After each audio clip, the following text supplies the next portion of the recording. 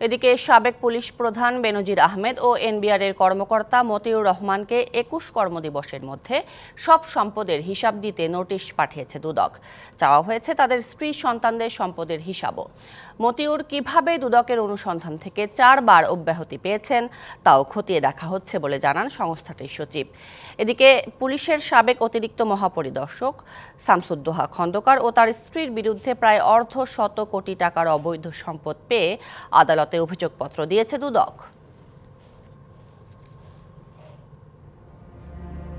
জাতীয় রাজস্ব বোর্ডের কর্মকর্তা মতিউর রহমানের বিরুদ্ধে দুর্নীতির অভিযোগ এসেছিল বিভিন্ন সময়ে। এসব অভিযোগ থেকে ৪ বার অনুসন্ধান হয় প্রভাবশালী এই আমলার বিরুদ্ধে, কিন্তু ৪ বারই অভিযোগ থেকে পান অব্যাহতি। ১৫ লাখ টাকার ছাগলকাণ্ডে ঈদের আগে সামাজিক যোগাযোগ মাধ্যমে ভাইরাল হন মুশফিকুর রহমান ওরফে ইফাত। এর জের ধরেই আলোচনায় আসেন তার বাবা মতিউর রহমান। এরপর মতিউর ও তার পরিবারের সম্পদ খতিয়ে দেখতে অনুসন্ধানে নামে দুদক। মঙ্গলবার মতিউর, তার ২ স্ত্রী লায়লা কানিজ এবং শাম্মী আক্তার সহ তাদের সন্তানদের কাছে সম্পদের হিসাব চেয়ে নোটিশ পাঠায় দুদক। নগদের কাছে সব গ্রাহকই প্রিয়, তাই তো সারা দেশে ক্যাশ আউট চার্জ সবচেয়ে কম।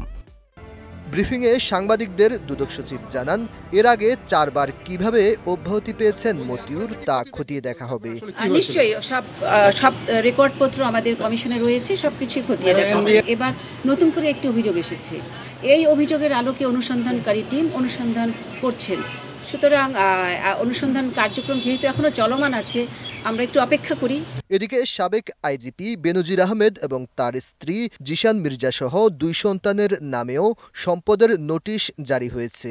তাদের এই সম্পদ বিবরণী দাখিলের জন্য একটি নোটিশ ইতোমধ্যে জারি করা হয়েছে। এছাড়া পুলিশের সাবেক অতিরিক্ত মহাপরিদর্শক শামসুদ্দোহা খন্দকার ও তার স্ত্রী ফেরদৌসী সুলতানার নামেও আদালতে অভিযোগপত্র দিয়েছে দুদক। দুদক বলছে, সাবেক পুলিশ কর্মকর্তা শামসুদ্দোহার ২১ কোটি, স্ত্রীর ২৭ কোটি টাকার অবৈধ সম্পদ পেয়েছেন তারা।